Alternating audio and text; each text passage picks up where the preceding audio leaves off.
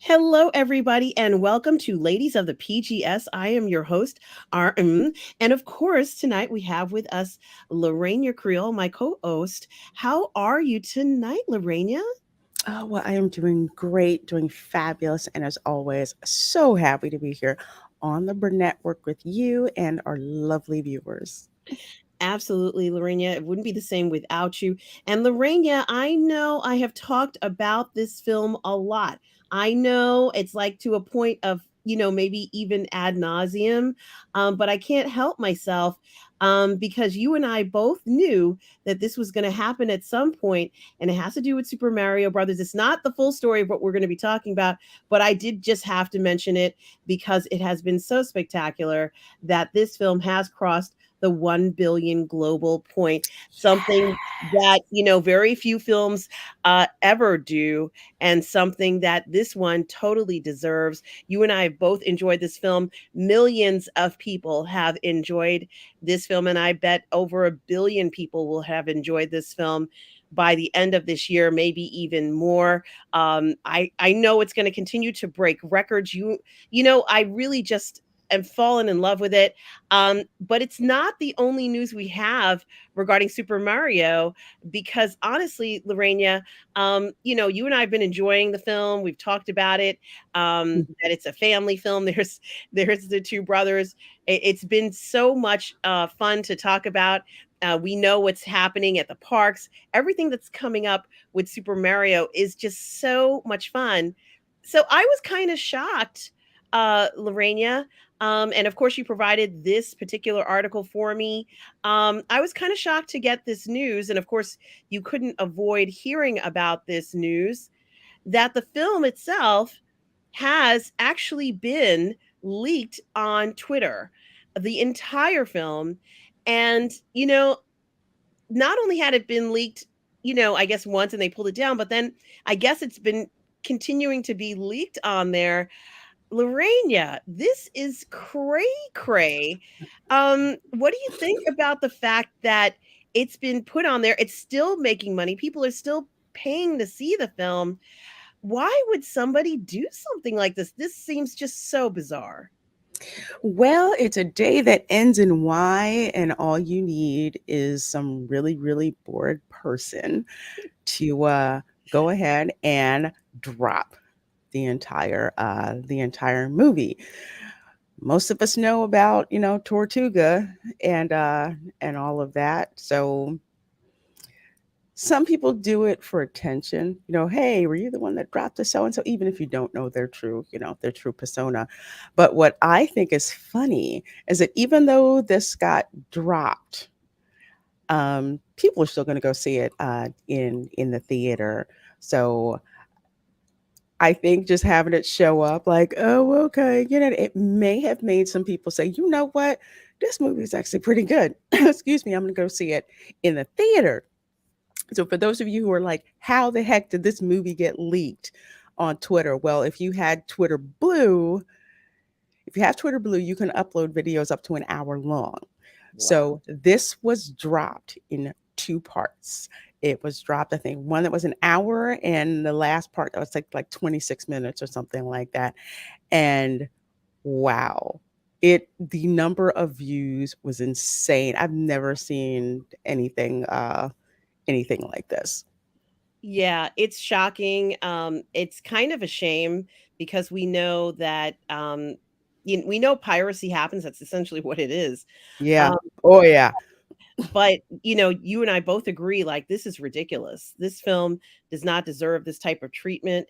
I don't think it's going to necessarily affect how many people continue to go see it. As you said, Lorena, I think people are still going to go to the theater. They're still going to pay money, and they're going to continue to go to the theater throughout the rest of the summer to see the Mhm. film because it's so good. And you can't recreate that 3D experience that you mentioned in the theater at home or even on Twitter or streaming from your phone. Like, you can't. It doesn't look the same. It's not the same experience. So I think people are going to still go ahead and go to the theater and spend the money to see this film, and they're going to see it more than once But boy, what a blow for the film to be leaked like this. I can't explain, and I know you mentioned some people do it for attention, some people do it for a number of reasons, but for me, I find this really disturbing. And I guess mainly because the film is doing so well in the theater, and I really don't want anything to jeopardize it. I guess this is not going to jeopardize this because it already made $1 billion, right? No, it made a bill. It yeah, it did. It made 1 billion. It's still making money. It's making money, over overseas.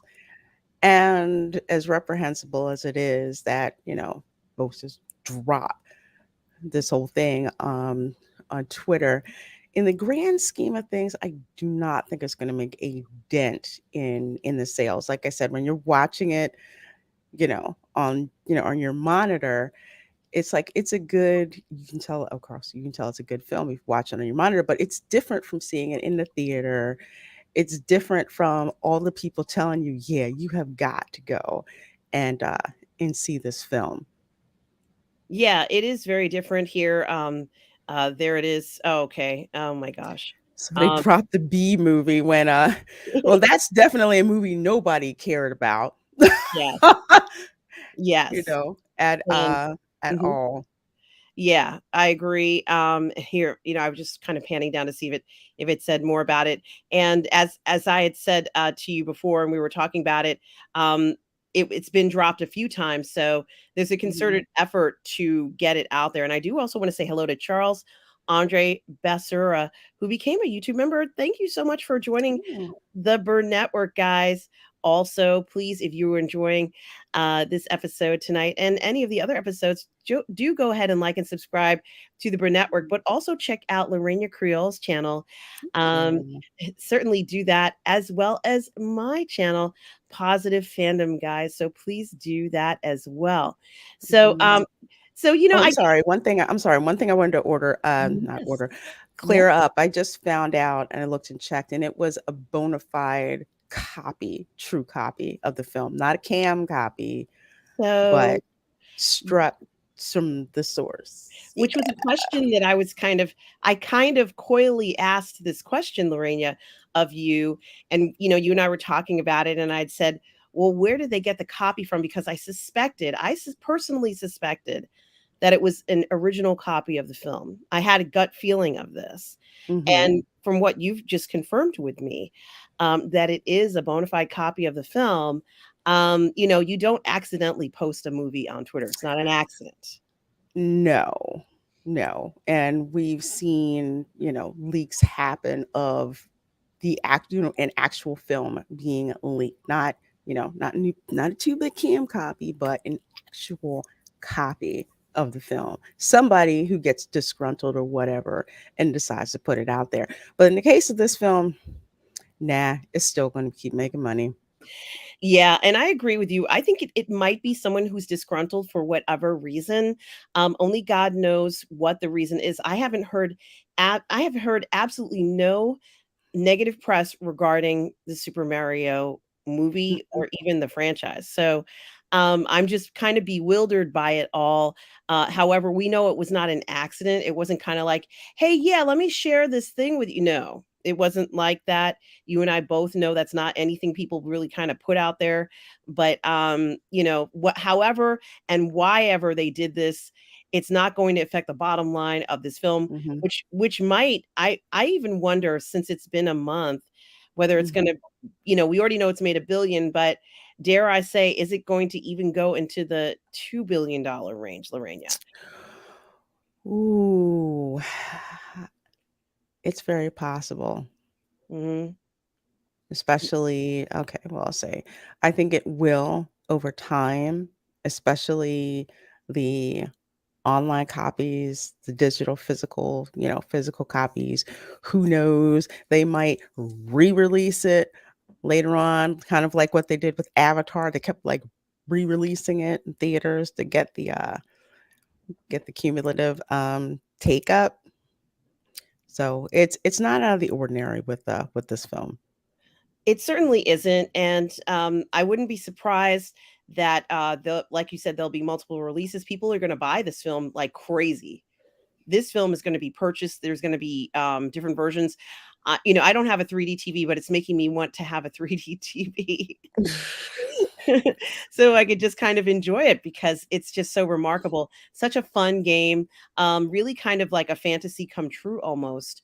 You know, when I think about it, honestly, um, from that point of view, it's just absolutely remarkable what they've done with the game, with the movie, and also, you and I both know that this isn't the end of it. This is maybe just even the beginning. We don't know where this could lead. Maybe it could lead to even a series. Who knows? I wouldn't be surprised if the popularity of what we're seeing leads to a lot more Super Mario than they originally intended on doing. Did I think that they thought the film was going to do well? Yes. Did I think that they thought the film was going to make $1 billion in 1 month? No. I don't think anybody could have predicted that. I thought it was going to do well, but this is way beyond the success of what I think anybody could have anticipated. And Hmm. you know, it's about time we got something that we could enjoy and have fun with. I kind of feel like this is the film and franchise that many of us are just going to be enjoying this year and for quite a few years to come. Now, the other thing I want to mention, and I did not, I'm only mentioning it because I am playing. I'm playing. Ah, Yeah, I'm playing Star Wars Jedi Survivor on my channel. That there's a limited edition Cal Kestis Star Wars Legacy lightsaber coming soon. So I really? Yep. I did wanna mention it, guys, which is not it doesn't feel like that would be a surprise, but, I'm excited about it, and I'm thinking about picking it up because I'm enjoying this game so much, and, you know, mind you, I am not the best gamer. I am not the best gamer. Here it is, here's some pictures. Someone was asking me about Ooh. build your lightsaber, and I said, "In the game, you can kinda build it. It's not a surprise that you'd be able to Mhm. do it, but this hilt looks amazing." And, you know, I think it's gonna be fun to, be able to get that. Does it say here? The red-headed Jedi, I love it, who survived Order 66 is back in the video game and legacy lightsaber, and it's announced over Disney blogs that, it's in preparation, for May the 4th, which is not a surprise there. Mhm. 7,500 copies are being produced, and the blades are being sold separately. Very interesting and just fun to kind of enjoy. Something that I'm excited about buying that is Star Wars related that I didn't know I was going to even be interested in buying, but because I'm playing the game, I'm like, yeah, this would be pretty cool to pick up the Cal Kestis lightsaber. So, guys, if you are playing the game and you're kind of enjoying it, and you're like, yeah, I kind of like Cal Kestis, this might be an opportunity for you, especially if you live near the parks. I know, Lorena, you're just literally down the road from one, Yeah. from several parks, and pretty much an expert on the parks. So maybe something any of you who are fortunate enough to live close enough to parks would consider picking up. Now, Yeah, it's I'm sorry. Go ahead. yeah, I said it's probably being sold at Doc Ondar's in Galaxy's Edge, and there's a line, so be prepared. Get there early and be prepared to wait. There absolutely is a line. It certainly is going to be something that's going to be on demand. People are going to be eager to get this, and there's going to be a lot of people who are going to get or buy as many as they can. I don't know how many they're going to allow people to buy, but there will be people who will get this lightsaber, and Mhm. you know, lucky you if you can get it. Um, so, you know, you and I have been following what's been going on, and it's kind of impossible to ignore the fact that at Mhm. a moment where there are all these incredible amount of layoffs that have been happening, and it Mhm. feels like there's a huge change of the guard, so to speak, in the faces that we'll see in Mhm. entertainment, not just in entertainment, but also in the reporters who are out there in the news. A lot of people have been, unfortunately, and it is unfortunate. I don't want anyone to lose their positions. This is not, Mhm. you know, we don't really want anything like that. Um, Mhm. but you can't ignore the fact that accompanied with these layoffs fairly recently, Lorena, is this strike that's just looming over Mhm. the Writers Guild of America. And, you know, it just feels it's really unfortunate.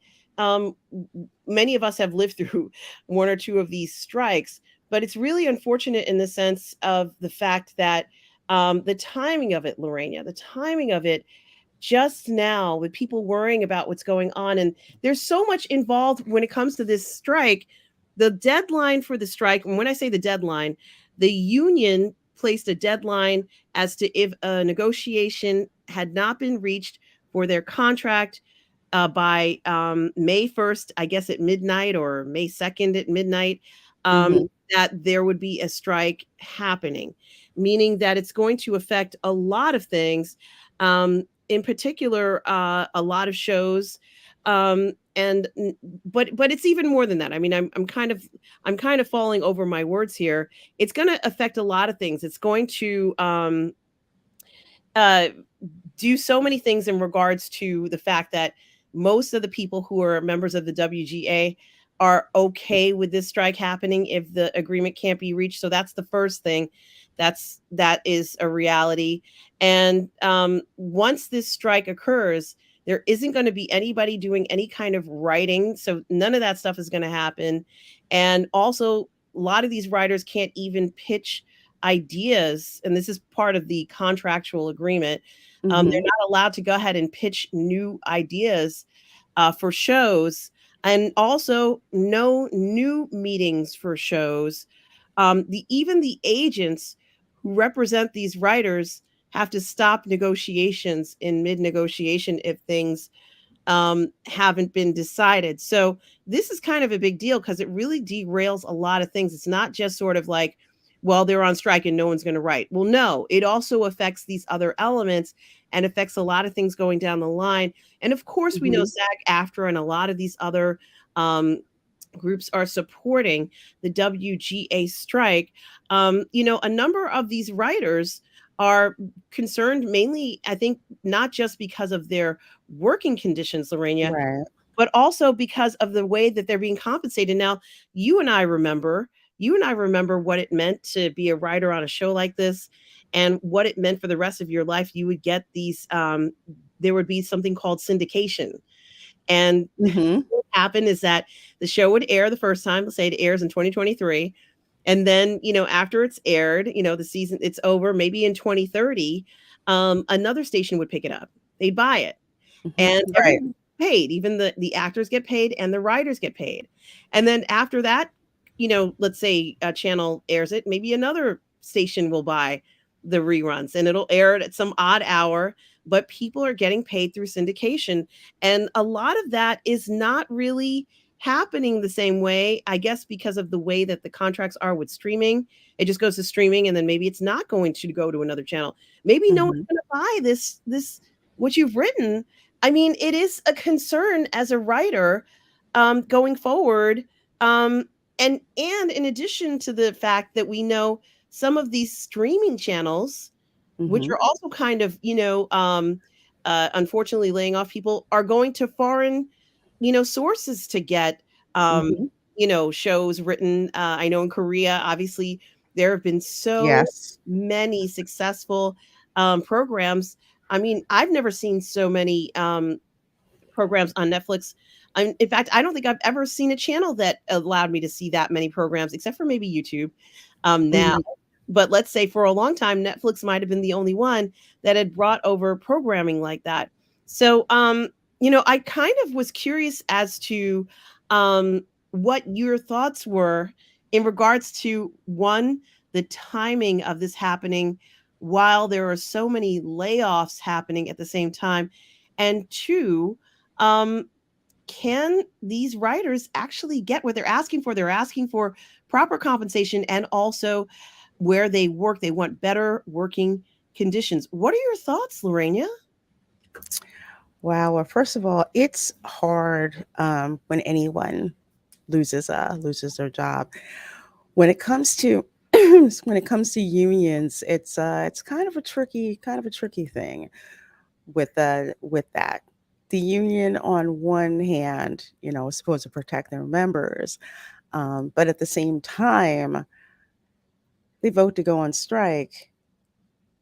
From what I understand, you're not getting paid. You're not able to provide for your family. But for some people, they're just like, no, we're not gonna cross the picket lines and excuse me, and all of that.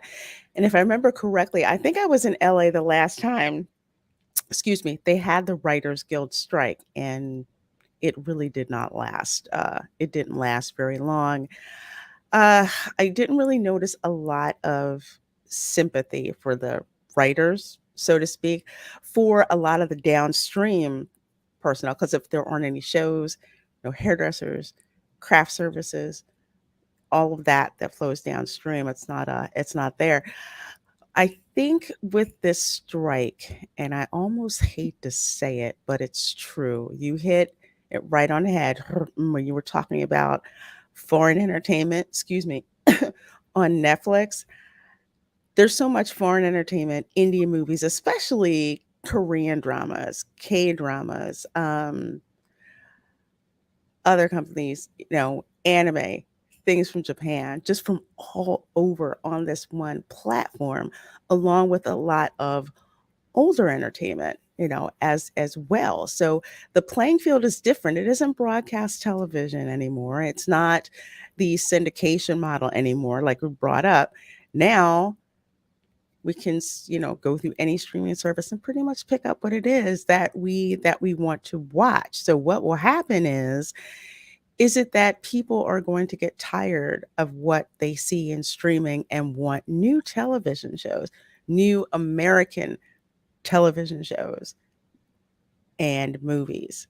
It's going to be interesting to see how much leverage the WGA thinks they have and how much the studios think that they have. Because when we're talking about studios, we're not talking about, the likes of just Paramount, um, well, used to be Fox, not Disney, like Paramount, Disney, Warner Brothers. It's not that. It's Amazon, Netflix, um, Hmm. smaller independent studios. So much different. And Hollywood, I'll say, when it comes to the business model of like entertainment distribution, Hollywood is usually behind the eight ball and very resistant to change. How much whining did we hear when streaming came out? Yes. Yes. You're right about that. And there has been resistance to change so far. I mean, honestly, um, they want some people. One person asked whether the writers can work remotely, and of course, the writers' room is one of these negotiating topics. Uh, Hmm. Specific things like how many people should be working on a particular show, and how big the room should be, and how comfortable the room should be. These are very specific things that they're talking about that are on the list of demands, or at least asking for improvements. And Hmm. about writers working remotely, it did happen. I mean, it has happened, but ideally they need the writers to be there when they need to make changes in a show. Same day Yes. changes, you have to be there with the team pretty much. So yeah, they can work remotely, but ideally you do have to sometimes be there on production days, especially when they don't have script or they need a new script or new copy. So, they really have to be present at a lot of these shows. And honestly, Lorena, this is also making me wonder whether or not the rest of the planet still wants to see Western style television and movies. And I know it sounds kind of bizarre to even say that, but we really don't know. I mean, I can't go ahead and say for certain that every foreign country wants to see an American television show or movie. I can't say that's true or not. And I think that this is Hmm. kind of hitting at a very bad time when, let's say, this particular uh this particular union and its employees are very vulnerable. Here there's a makeup artist saying, hey, remember, it's not just the writers. When they stop, it's going to have sort of like a domino effect Hmm. throughout the entire Yes. industry, from makeup, as you said, craft services, not to mention wardrobing, costuming, all of that stuff.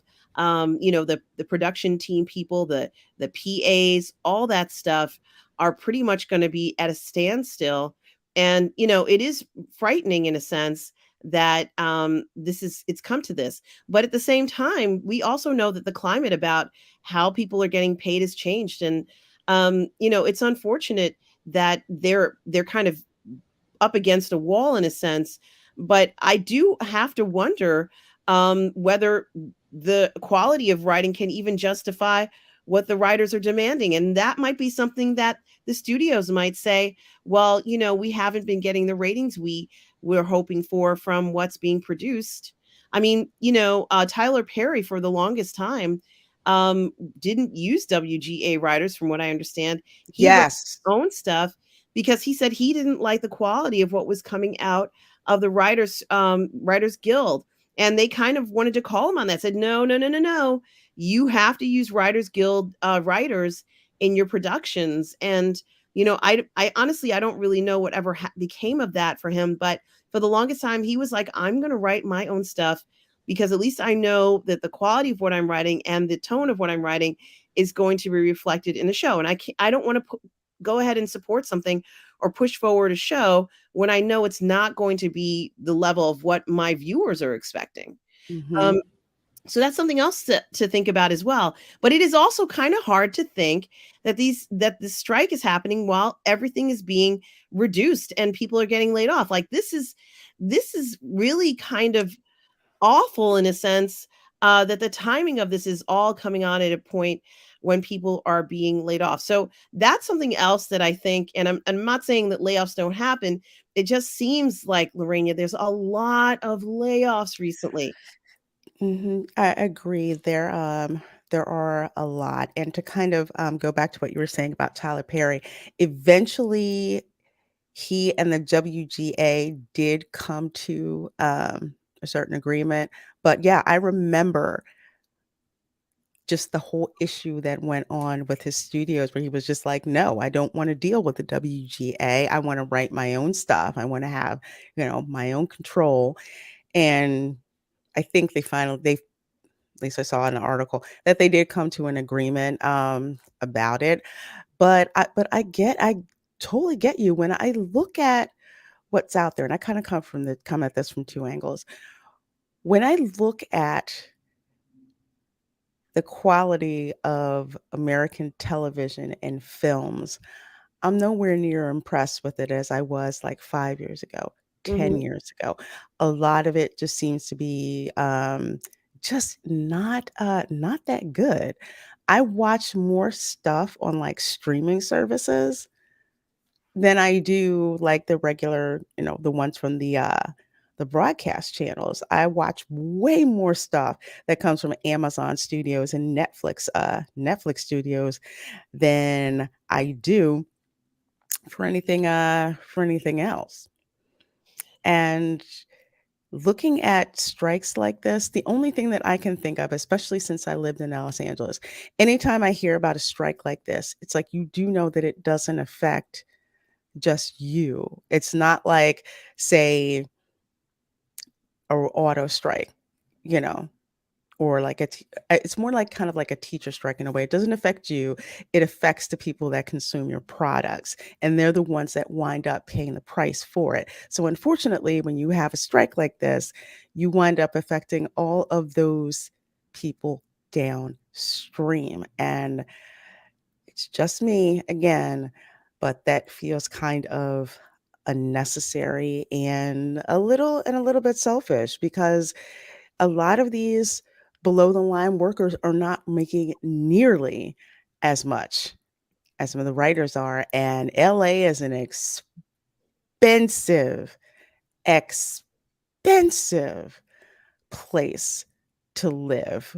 And I remember because I used to live there, and it is it's crazy expensive, and so many people tend to forget about all of the people who are involved in production of movies and television. It isn't just the writers.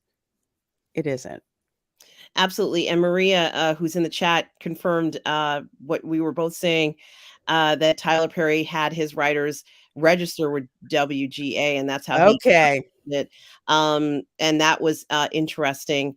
Thank you, Maria, for mentioning Yes, that. thank you. We appreciate it. I think it is very interesting that he wasn't going to. Yeah, she said she has three PAs all squeezed into a one bedroom apartment. Yes, I have seen that because I used to live where when I did live in LA, I lived around a lot of industry people, and yeah, I knew some PAs, Yes. Yeah. lots of roommates. Yeah. And they're doing what they love, and we respect that. This is what they came out there to do, and Mhm. it's hard work, it's long hours, Very and they're long. doing what they love, and we respect it. They're making the shows that we want to see come to the big screen, to television or to video or whatever it is, and we appreciate that. And here this makeup artist talks about to remember the line workers. Obviously, as I said before, this is about, and this is quote, it's not my quote, slash compensation and residuals and poor working conditions, end quote. So that's not my words. I got that from someone else's article, or let's say from the WGA itself.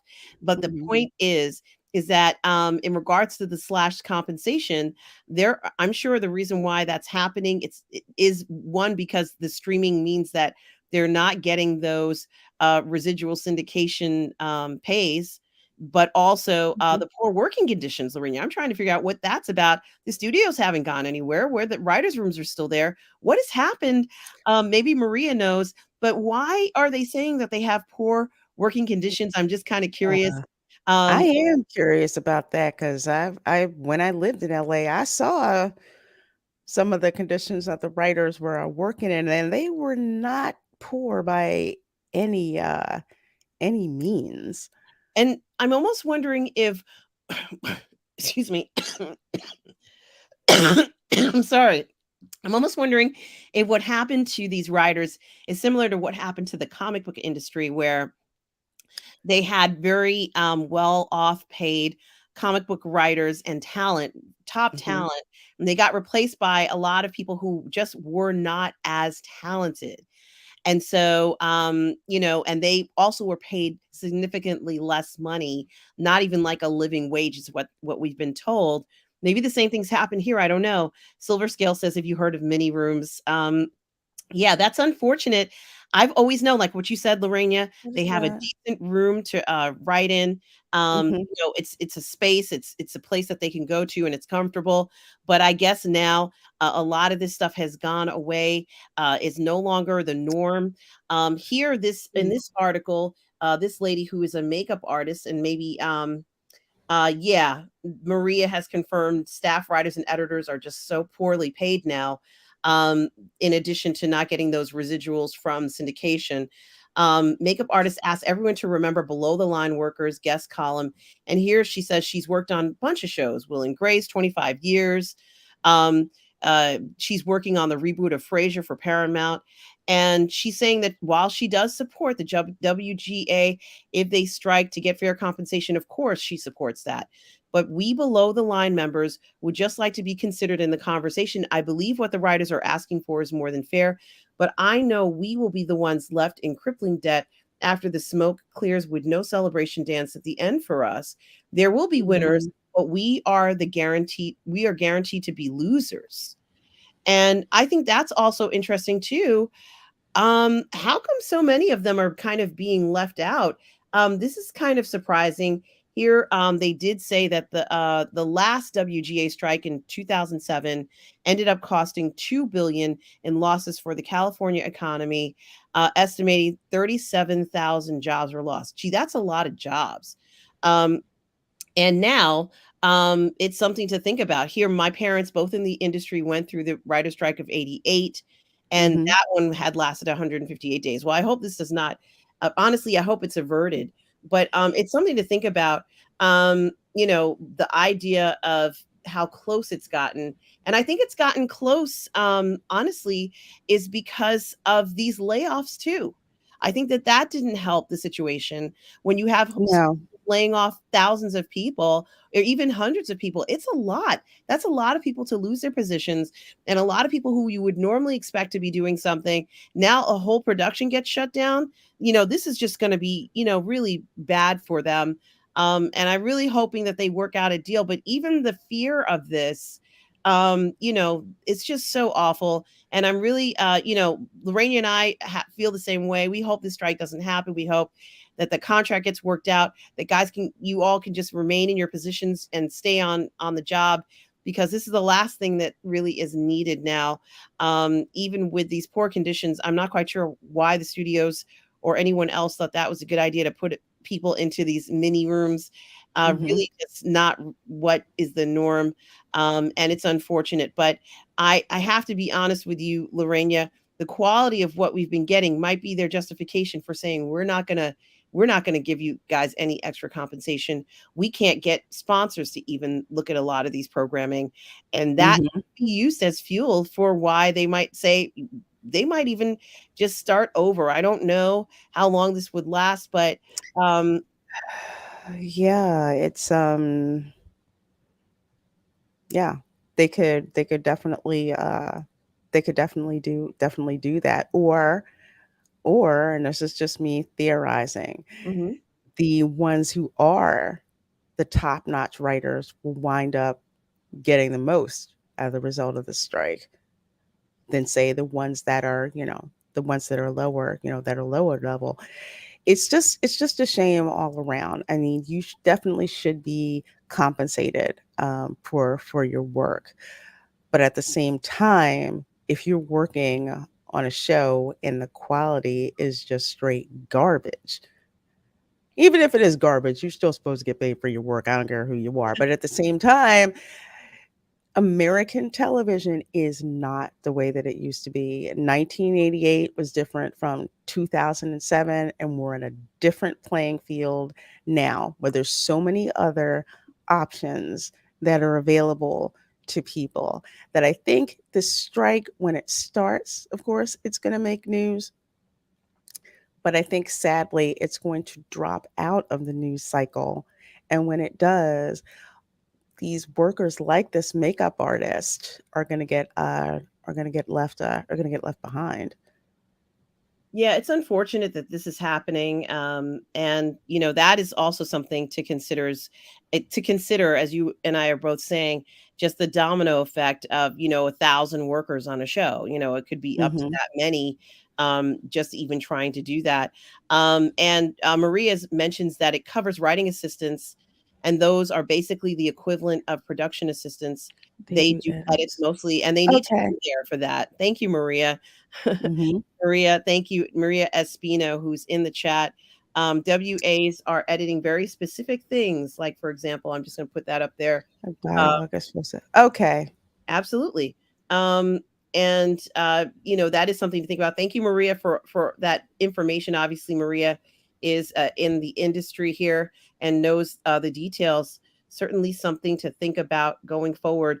Even here on YouTube, Mhm. there's a lot of industry professionals who are, Absolutely. really concerned about this, and our heart goes out to all of you who are affected Yeah, by this. We don't they want this really. to happen. No, we really don't. Like I said, when I lived out in Los Angeles, I lived around a lot of people who worked in that industry, and it is just crippling to find out that the strike could potentially happen, and they're worried about, putting food on the table, affect, how they're going to pay, for their kids, for gas, for food, all of that stuff. And Maria's absolutely right.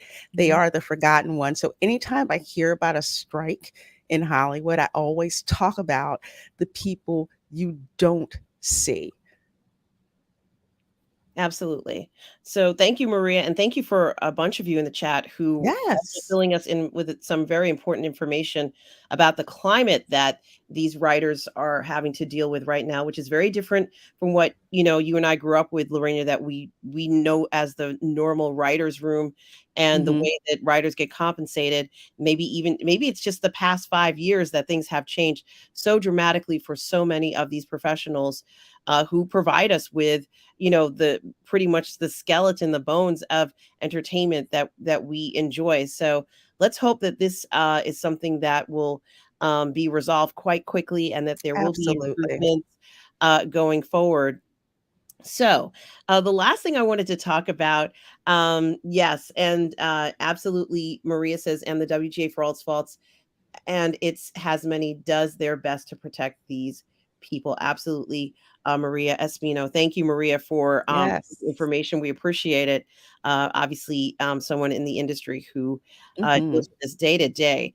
Now, the last thing I want to talk about has to do with an event called Full Circle. Now, for those of you who love the Snyderverse, I love the Snyderverse, so I'm one of those people. I did want to mention this because there was this event, and a lot of people called it SnyderCon, Lorena. A lot of people called it Yes. SnyderCon, and it was called SnyderCon because essentially what it is an event that happened this past weekend. It's a 3-day event where they were going to be showing the movies that everybody loves who love the Snyderverse. So it's obviously Man of Steel, Batman versus Superman, stuff like that. So, when it was announced, it's called Full Circle, and it's called Full Hmm. Circle, and it's a charitable event, and I believe it's for suicide prevention. And the charitable event did very well, Lorena. When it was announced, when Full Circle was announced, what was interesting about it is that it sold out almost immediately. But it wasn't just it's true that it was going to be the first screening of the Snyder Cut on like in the movie theater because it has never been shown in the movie theater before. That's So correct. there were a lot of things about it that was very interesting. They announced this thing, and when the tickets went up for sale for it, it sold out almost immediately. The tickets were priced Hmm. like $300, I think, Yeah. to attend this. And it wasn't just people, I think it's in California, but it wasn't just people in California who attended this. People came from all over the world to attend this event this Hmm. past weekend. So there were a lot of people from out of town who spent a lot of money to come to this event. And part of the attraction, in addition to seeing the movies on the big screen, was that obviously Zack Snyder was going to be there, but he promised that there would be surprise guests who would be coming to the event.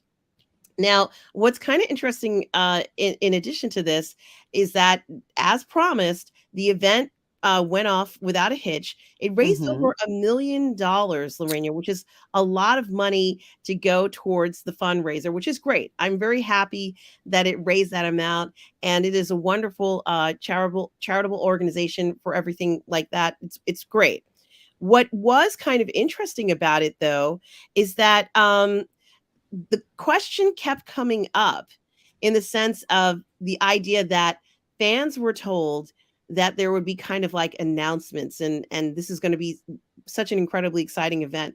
The question really arises in the sense of what were fans really there for? What were they expecting? Because I think that Hmm. some fans who were there and they essentially let you see the panels online.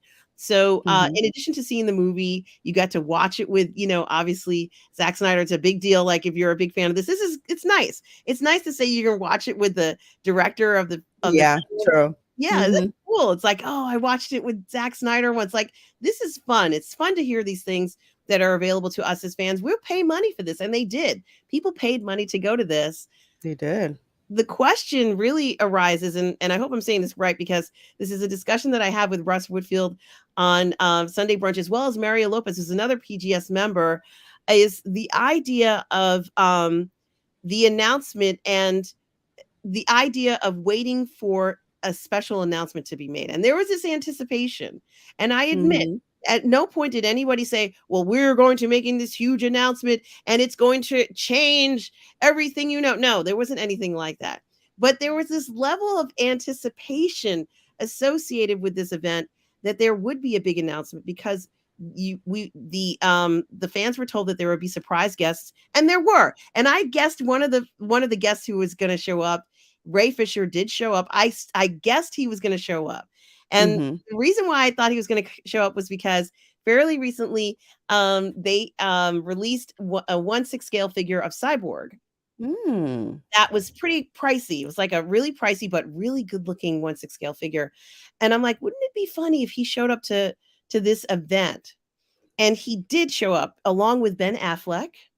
Ben Affleck was there. Ah. Yeah, Ben Affleck was there. And so like I just thought what was interesting about it was that someone had to ask, is the Snyderverse going to continue? This is the $64,000 question that everybody who's a fan of this particular, Snyderverse wants to know. And even I want to know this. And, like Mhm. there's like hashtag don't give up hope and then pictures of, Yeah. obviously Henry Cavill. And, Yeah. I totally get that. Um, and then I also thought, some of the other people who were watching this also kind of made another very interesting point was that people did spend a lot of money to go to this thing, and Mhm. perhaps the expectation wasn't just to see the movies, but to expect to hear a huge announcement about stuff. I mean, are you surprised? I'm not surprised it made $1 million, but maybe for some people, like, it's not a surprise it made the money and that people flew all over the world for it. But are you surprised that maybe fans were expecting a huge announcement that would kind of like, give them hope for this franchise to continue? Was it an unrealistic expectation, or is it fair to say that? I mean, Zack Snyder's still making shows, like he's not out of work.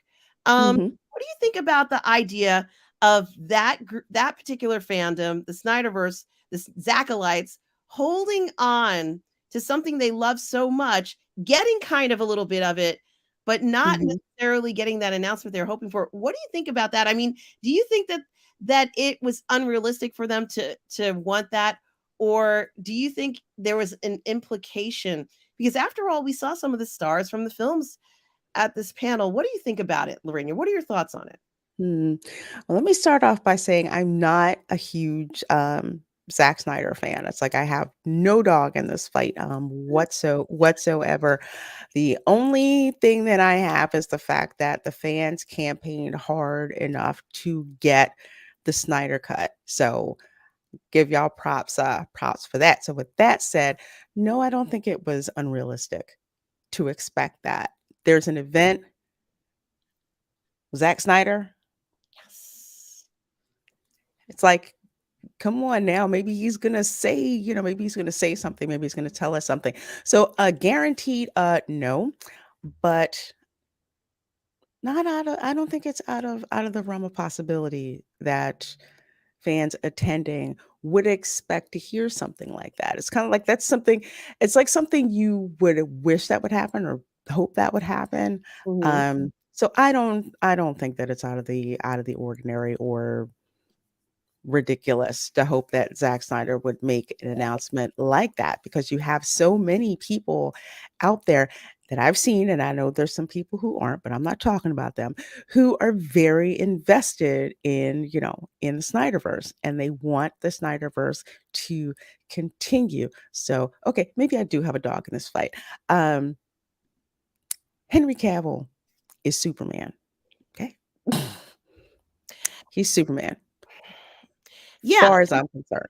yeah, and what you're talking about is, uh I first of all, I agree 100% with what you're saying, and I just wanted to kind of share the screen. I'm not doing a great job here with it.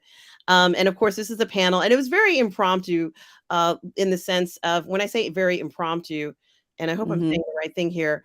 Um, Lorena, can you imagine the reaction when Ray Fisher and Ben Affleck showed up to this?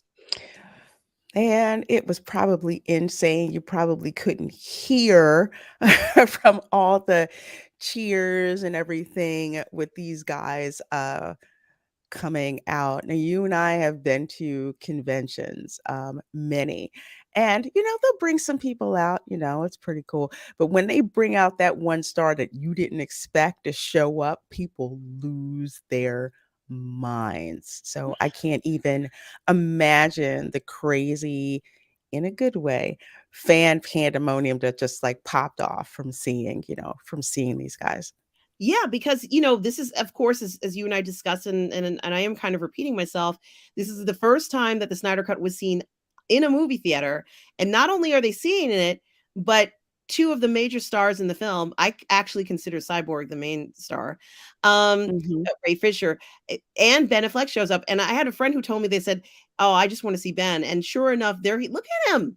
Look, I mean, it's so I think it's very interesting that there were still, in addition to seeing, what we're seeing here, any guys, it's on YouTube, you can watch what they were talking about.